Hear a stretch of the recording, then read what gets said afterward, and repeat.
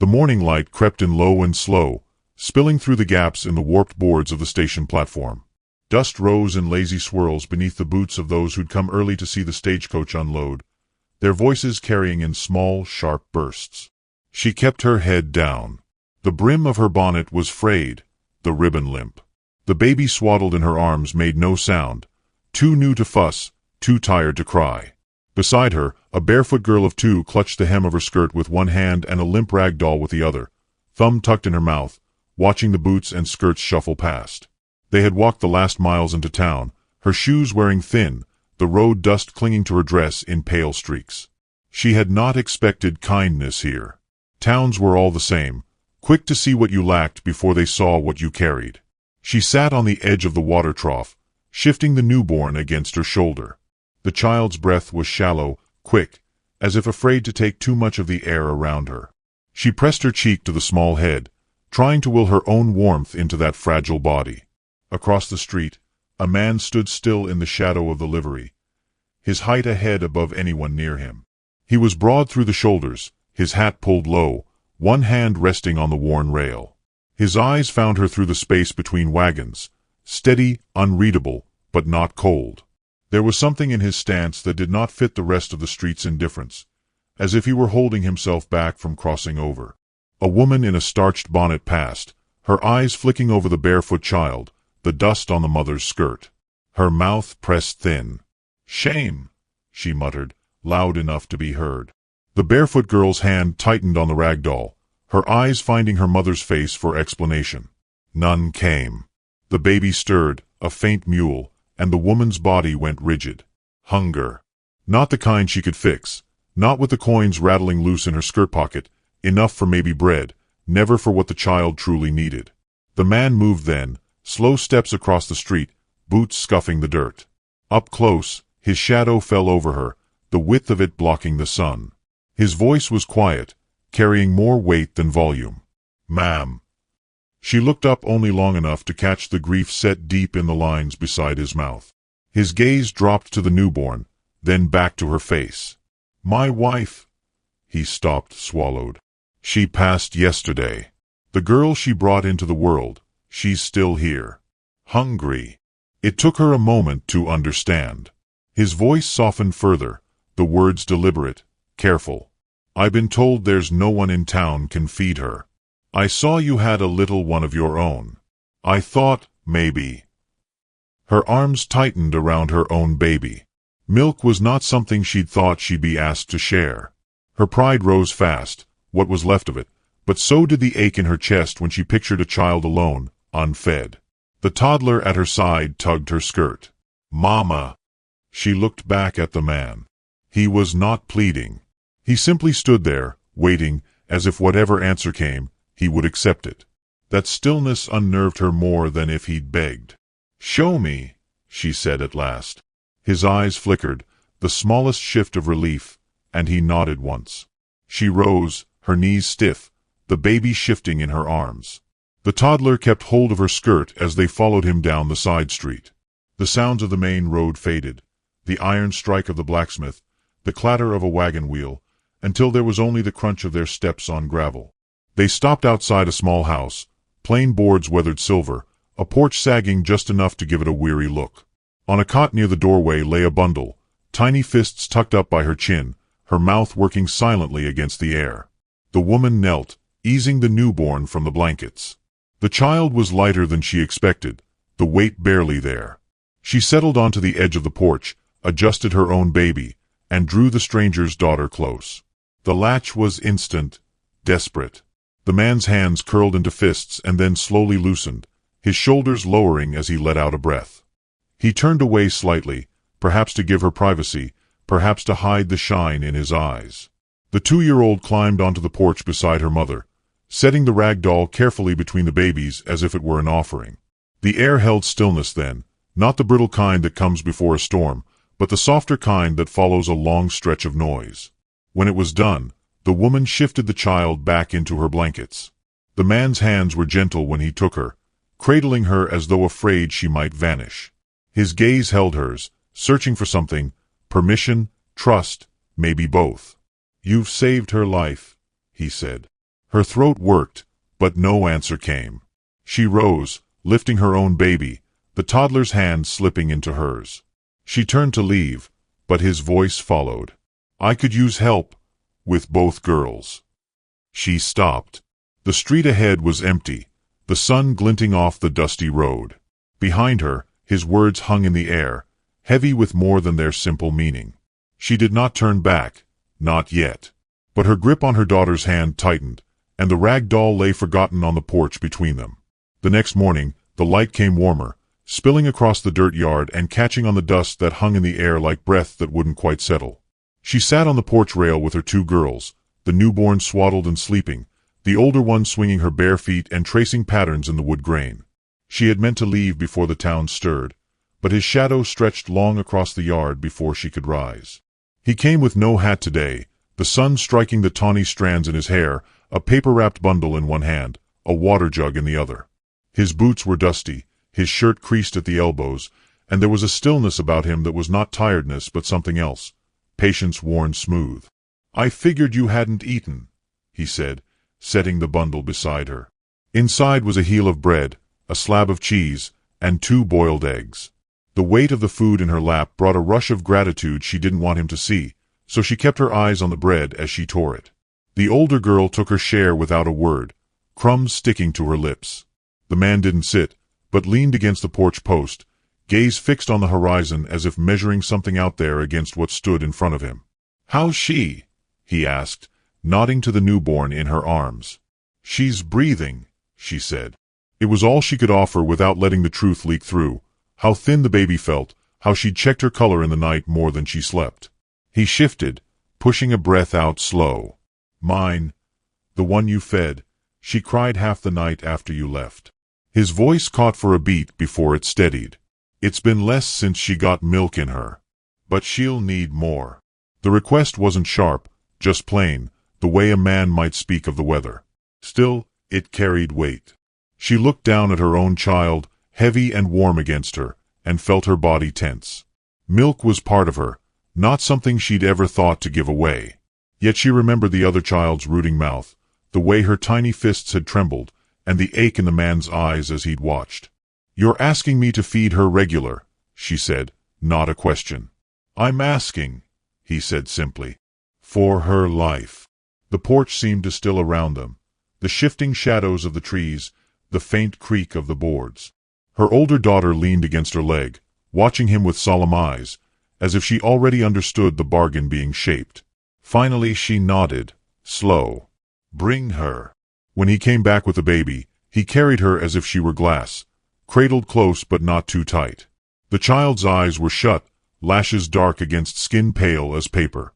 She made a small noise when he placed her in the woman's arms, and the sound pierced something in her chest.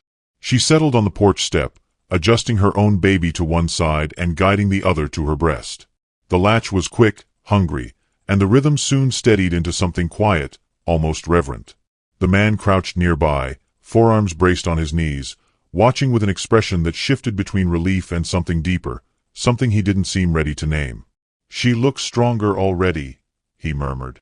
"She just needs time," the woman said, though part of her feared there wasn't much to give. They stayed like that until the child's small body went slack in sleep. She passed her back to him, and his hands cupped the tiny form with the same care he might give a bird that had fallen from its nest. "You've done more than you know," he said, his voice low. She rose, brushing crumbs from her skirt. "Don't thank me yet." He straightened, the baby against his chest. "I will. In my own way." The older girl tugged at her mother's skirt then, holding up the rag doll. "Can she come play at our house?" she asked, glancing at the man. The question made the woman's breath hitch. Us. They didn't have one. Not really. Just walls borrowed from luck or pity until the wind changed. He looked at the child and smiled, the faintest bend of his mouth. "Maybe," he said. When he left, the yard felt quieter, but not emptier. She sat back on the porch rail, chewing the last of the bread, the newborn in her arms stirring. A breeze carried the smell of pine and horses from somewhere beyond the street. She hadn't planned to stay. She hadn't planned for any of this. But as she looked down at her baby, She realized the man's eyes had not been filled with charity. They had been filled with something far rarer on the frontier: recognition. That night, after her daughters had fallen asleep curled against her, she lay awake listening to the slow tick of the clock in the corner, the memory of his voice echoing in her mind. When the knock came at the door just before dawn, she already knew it would be him. The knock was soft but certain, like a man who knew he was welcome enough to wait. She opened the door to find him standing there, the early light painting the dust on his coat a muted gold. In his arms was the infant, bundled in a wool blanket, eyes closed and mouth working in her sleep. "I thought maybe," his words trailed, and instead of finishing, he stepped aside, letting her see the wagon behind him, loaded with a few sacks of grain, a crate of apples, and a narrow wooden cradle with a thin quilt folded inside. She glanced from the load to him. "That's a lot for one feeding." His mouth curved faintly. "It's for more than one." Her chest tightened at the quiet certainty in his tone. He wasn't offering charity. He was making space. By noon, they had walked the mile to his land. It spread wide under a sky that seemed larger than the one above town, the grass bending in waves to the breeze. A weathered cabin stood at the far edge, boards gone silver with age, roof patched with care. She paused at the threshold, her 2-year-old clutching her skirt, the newborn in her arms. "Go on in," he said, pushing the door open. The scent of pine boards and old smoke drifted out. Inside, sunlight angled through the small windows, falling across a table scarred with years of meals and hands. A stone hearth held the faint ghost of a fire. It was spare but clean, and something in her ribs eased without her permission. He set the cradle by the bed, his big hand surprisingly gentle as he tested the rock of it. "This room's yours if you want it. I'll take the loft." Her instinct was to refuse. Rooms came with expectations, always, but the sight of the cradle, empty and waiting, made the word catch in her throat. She lowered her newborn into it, watching her tiny chest rise and fall. The older girl toddled around the cabin, her small fingers brushing the edges of chairs, the cool metal of a tin cup, the smooth handle of a rocking chair. She stopped by the hearth, looking up at the man. "Can we make fire?" He crouched to her level. "Later, when it's dark enough to see it dance." The afternoon passed in a quiet rhythm. She fed his child while her own slept, the sound of the babies swallowing a soft counterpoint to the creak of floorboards as he moved about, bringing in wood, setting apples in a bowl. He didn't linger over her shoulder, didn't fill the air with questions or instructions. When she finished, he took the baby back, tucking her into the crook of his arm with a tenderness that seemed to slow his whole frame. He sat in the rocking chair, the baby against his chest, eyes on the fireless hearth as if he could already see the flames. She made a simple stew from the grain and apples, the scent filling the small room. It had been months since she'd cooked in a place that didn't feel borrowed. When she set the bowls on the table, he joined her without hesitation, waiting until she sat before lifting his spoon. They ate in companionable silence, broken only by the sound of the older girl humming to herself as she dipped bread into the broth. There was no talk of arrangements or debts, just the scrape of spoons, the low sigh of wind against the cabin walls, the rare sense that no one here needed to prove their place. After the meal, she stepped onto the porch. The land stretched open before her, the sky wide and unbroken. From here, the town was a faint smudge on the horizon, its voices too far to reach. The quiet wrapped around her, not empty but whole. He joined her, standing with one shoulder against the post. The baby in his arms slept deeply, her small hand curled into his shirt. "You could stay," he said, his tone steady, as though it were neither an order nor a plea. Her fingers tightened on the railing. "For how long?" "As long as it takes." She turned her head toward him. "For what?" His eyes met hers, steady and unflinching. "For all of us to breathe easier." The older girl came out then, tugging at her mother's skirt. "Mama, look."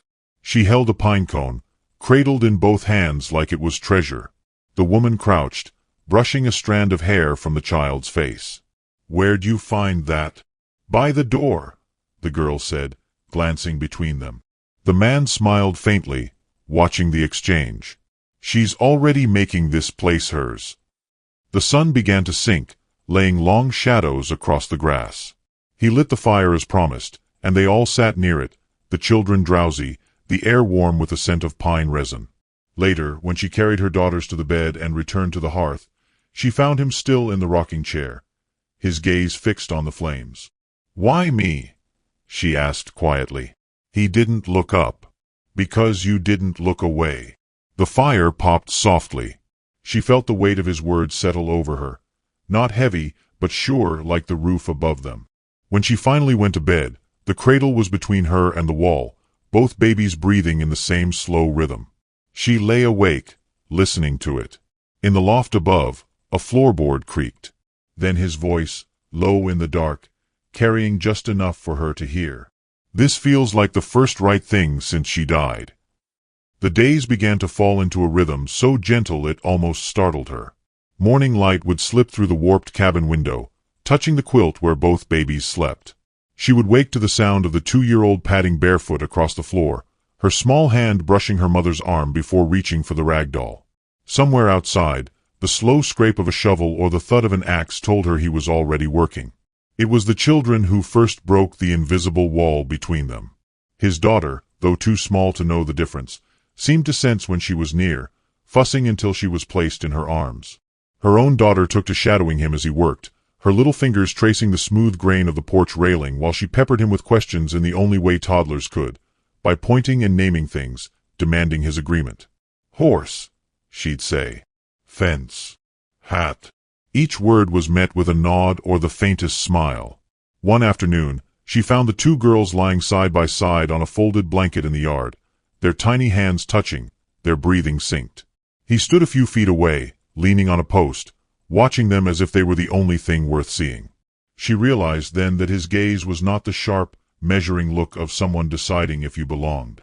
It was the quiet regard of a man who had already decided you did.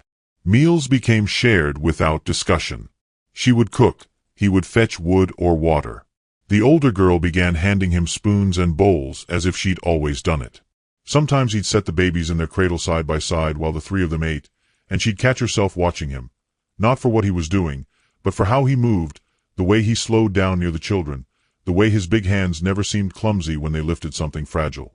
On the fourth day, she found a pair of small leather shoes on the bed where her daughter slept. The stitching was worn but careful, the soles patched. She turned them over in her hands, wondering when he'd slipped them there. That evening, the girl wore them to the table, kicking her feet under the bench with pride. Later, while the fire snapped in the hearth, he sat carving a thin strip of wood, smoothing its edges with the back of his knife. "My father used to make toys for us," he said quietly, not looking up. "Said a child's hands should always have something good to hold." He placed the finished piece on the table, a small wooden horse, simple but solid. The older girl picked it up, tracing its shape with her fingers before pressing it to her chest. Her heart caught at the sight. No one had ever made her daughter something just to make it. No price, no bargain, no debt. That night, as she nursed both babies in turn, the older girl climbed into his lap with the wooden horse and began to hum. He didn't move her, didn't hush her.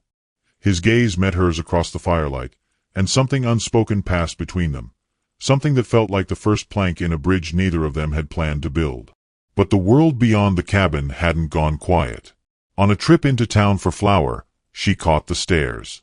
Two women leaned close to each other outside the mercantile, their eyes flicking from her to the man unloading grain from his wagon. A man at the hitching post spat into the dust, muttering just loud enough, "Strays always find each other." She kept her chin high, but the words followed her all the way back to the wagon. He didn't speak until they'd left the last building behind. "You don't have to listen to them." "I've heard worse," she said. He glanced at her, then back to the road. "Still shouldn't have to." The cabin felt warmer than usual when they returned, the babies fussing until they were in her arms. She fed them, his gaze steady from the hearth. The older girl handed him the wooden horse before climbing into her mother's lap, as if making sure he'd keep it safe until morning. That evening, the two of them sat on the porch while the children slept. The air smelled of pine and cooling earth. He turned the wooden horse over in his hands before setting it on the rail between them. "I can't give them everything," he said, voice low. "But I can give them this, a place no one can take from them. She looked at the horse, then at him.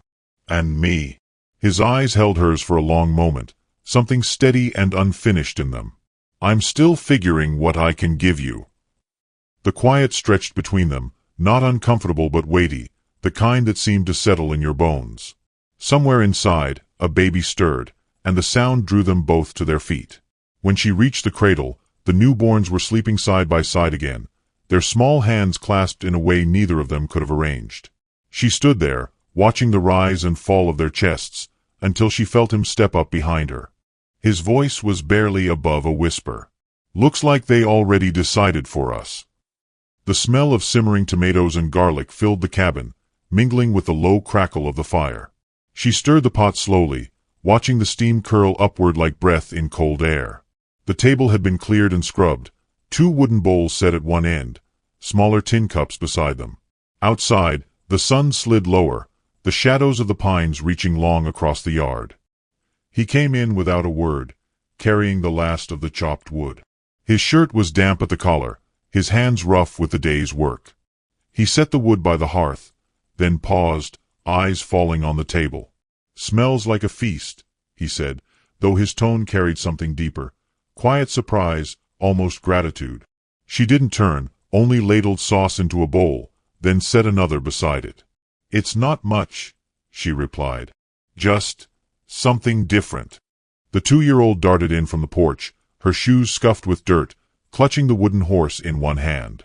She climbed into her chair as if she'd been waiting for this moment all day. In the cradle near the hearth, the 2 newborns shifted, their small sounds threading into the room's warmth. He sat opposite her, filling the space with his presence but not pressing against it. The pasta was plain, the sauce simple, but he ate slowly, as if memorizing the taste. Between them, the table seemed smaller than usual, their hands sometimes brushing when they reached for bread. Halfway through the meal, he set down his fork and leaned back. "I've been thinking," he said, his gaze steady, "about how this works. About us." Her pulse stumbled. The air seemed to thicken.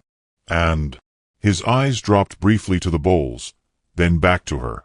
"I can't raise these girls halfway. I can't be just the man who brings food or cuts wood. If you stay, it has to mean something more." She swallowed, setting her fork down. "And if I can't give you more?" "You already have," he said. "But I'd ask for your hand all the same." The fire popped, startling one of the babies into a soft cry. She rose instinctively, lifting the child to her shoulder, rocking gently. He watched her, elbows resting on his knees, hands clasped as if holding himself still against some urge. "I've buried one wife," he continued quietly. "Didn't think I'd ever speak those words again. But I look at you, and it's not the same as before. It's not replacing. It's building something new." Her throat tightened. "The town will talk." "They already do," he said. "But they don't get a seat at this table." The 2-year-old was humming now, dragging the wooden horse along the table's edge. The sound was light, unbothered. The baby in her arms sighed and settled again. She looked from one child to the other, then at him. "You'd have me for my milk," she said softly. His jaw tightened, but his voice was steady. "I'd have you because you didn't turn away. From her. From me." Silence folded over them, broken only by the faint hiss of the pot cooling on the stove. The words hung in the air, waiting. She could feel the ground shifting under her feet, dangerous, but steady in a way she hadn't felt in years. Finally, she nodded once. "Then ask me properly." He rose, the chair legs scraping against the floor. Crossing to her, he stood close enough that she could smell the faint scent of pine smoke on his shirt. "Will you marry me?" Her answer was a whisper, but it carried. "Yes." Something in his shoulders eased, though he didn't touch her, as if holding the moment between them without breaking it. The older girl clapped her hands, not knowing why but sensing something had changed. He gave a short laugh, the first she'd heard from him that wasn't just air in his chest. "Then it's settled," he said. They finished the meal with the ease of people who had stepped over a threshold they could never unstep.